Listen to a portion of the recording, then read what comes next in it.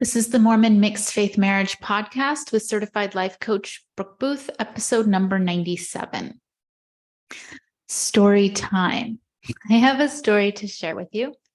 It's a simple story. You've probably heard it before, but I was reading a book this week and it was in this book and I was like, this really, really applies to a mixed faith marriage. So I'm going to share it with you here. Now, I'll say this ahead of time, and I've said this before, but it bears repeating. Not everyone will agree with my story and its application. Not a problem. So like anything in life, what I offer you here, only take it if it helps. If it doesn't resonate, if it confuses, if it doesn't align with your belief system, just let it pass by. Take what works for you, what supports you, what helps you show it better in your marriage, and please leave the rest.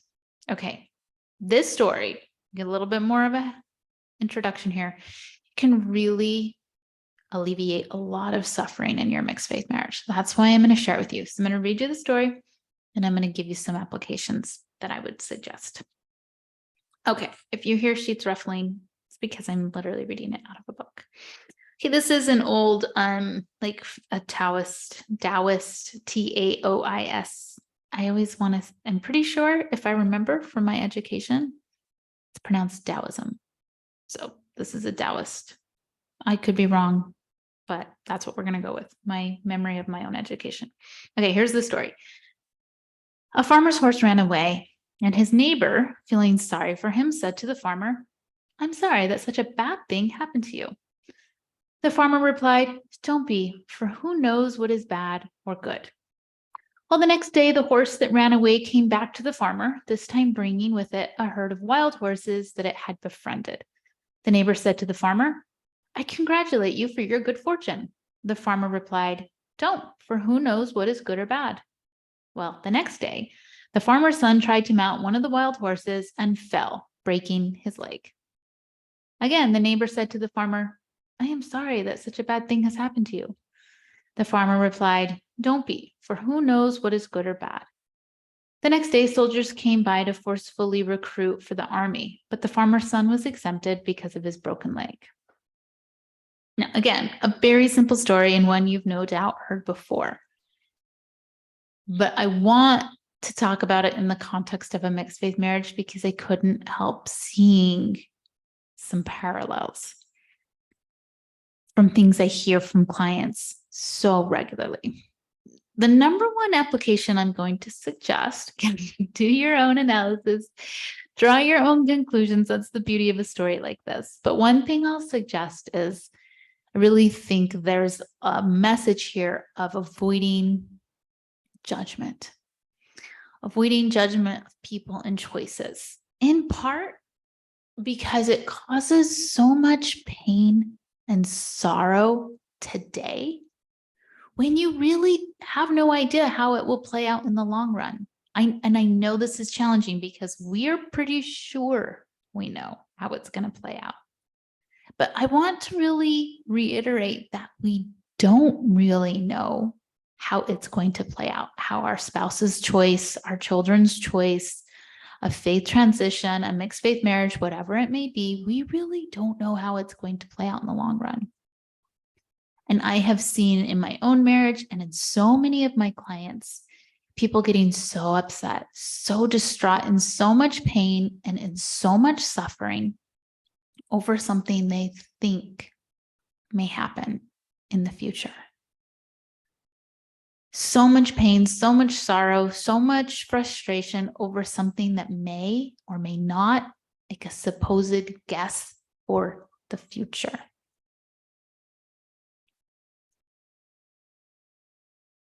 Let me give you some examples to help dial this in and hone it in so you can see how this may or may not be happening in your marriage.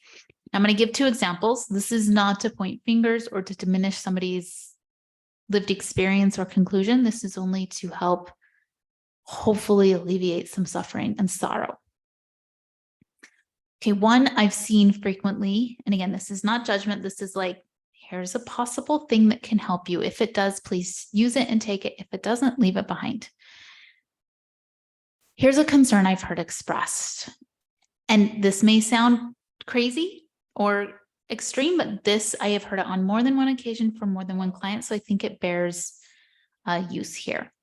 If my spouse drinks alcohol, then they're going to drink it in the house. The kids will see it. The kids will feel like they have permission to drink, and it will negatively, usually seriously and significantly negatively impact the child's or children's lives. And it can be very specific, but that's the general concern I hear. Now, hear me. Yes, alcohol has risks, and yes, it has ruined lives. But if you look here, this is definitely, there's so much pain, there's so much suffering over something that hasn't yet happened, over something that might happen. This type of pain and this type of suffering, one, is incredibly unpleasant for the person experiencing it and can cause a great deal of stress. But it can also erode and harm a marriage for something that hasn't or may never happen. That's significant. Let me give another example. So flipping the coin. So if a spouse continues to go to church and brings the kids with them, this is something I've heard. The kids will scorn me. They will reject me. I'll lose my relationship with them. I won't be able to attend their wedding. I'll be the one person not attending their wedding. I'll be estranged. I'll be alienated from my own children because my spouse insists on taking them to church. Okay. Again, a great deal of pain and sorrow and suffering today for something that has not materialized, that has not happened, and that may never happen. That may never actually take place. There's so many variables in both of these situations, either with alcohol or with children and a potential temple marriage. There's so many variables that may come into play and change the trajectory of these stories.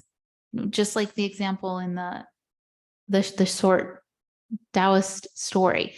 So many variables, so many potential trajectories. And when we get so entrenched that this is terrible and damaging and harmful before damage or harm has happened, and then we suffer ourselves and then bring that into the marriage relationship, it just causes so much pain, so much sorrow, so much suffering for naught. Or ahead of time, we suffer before, and if it does happen, then we suffer later. It doubles the suffering, it doubles the sorrow for something that's maybe and maybe not. Like, I understand there is always the chance that something like this will happen, but there's also the chance it won't. So I like to ask myself and suggest to my client, what value is there in going to the worst case scenario and staying there for years and years and having it cause problems in the marriage today?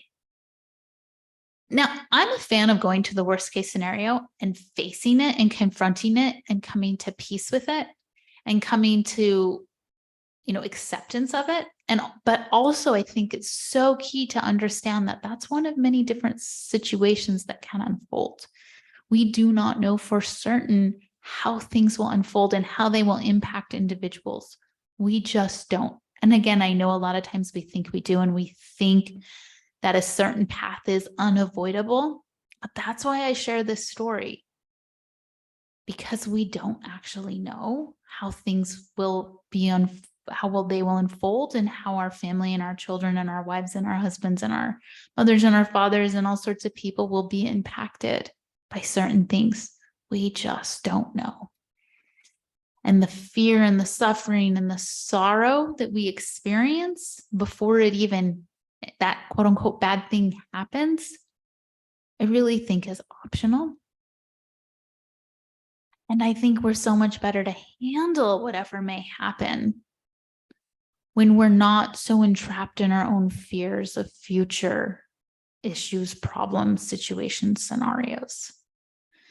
So yeah, go to the worst case scenario if that's what your brain insists on doing. And can you find peace with it? And then also let your brain know that's possible. And this is also possible. And this is also possible. And this wonderful thing is possible. And this rather benign thing is possible. When clients come to me and they're like, this terrible thing, like they may be arrested for DUI and be involved in a drunk driving accident or never speak to me again, and I may be alienated from their wedding. Yes, I get it. And the opposite at this point is just as likely to happen too.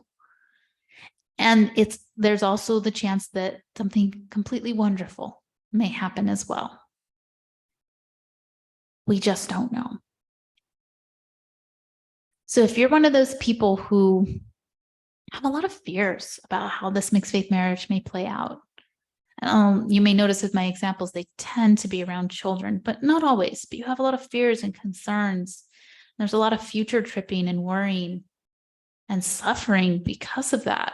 Like, go back to the story.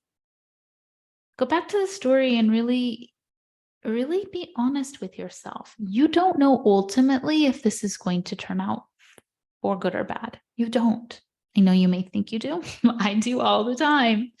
But we really don't know. And it can be very reassuring, relieving even, to be able to put down some of those stories that cause us so much suffering and pain. Okay, just for funsies, I'm going to read the story again. And I want you to think about how you can apply it. A farmer's horse ran away, and his neighbor, feeling sorry for him, said to the farmer, "I'm sorry that such a bad thing happened to you." And the farmer replied, "Don't be, for who knows what is good or bad." Well, the next day, the horse that ran away came back to the farmer, this time bringing with it a herd of wild horses that it had befriended. The neighbor said to the farmer, "I congratulate you for your good fortune." The farmer replied, "Don't, for who knows what is good or bad." Well, the next day, the farmer's son tried to mount one of the wild horses and fell, breaking his leg. Again, the neighbor said to the farmer, "I'm sorry that such a bad thing has happened to you." The farmer replied again, "Don't be, for who knows what is good or bad." The next day, the soldiers came by to forcibly recruit for the army, but the farmer's son was exempted because of his broken leg. Okay, I wanted it fresh in your brain for you to think about how that might apply to some of the worries and concerns you have in your own mixed faith marriage, either with your spouse or your children. Okay, if you want some help working through some struggles you have in your mixed faith marriage, please reach out to me. Go to brookeboothcoaching.com, click on the work with me, find out the best thing that you think, whether it fits you to do one-on-one coaching or join my online home study course. Get some help. We don't need to suffer needlessly. We really don't. All right, wishing you the best.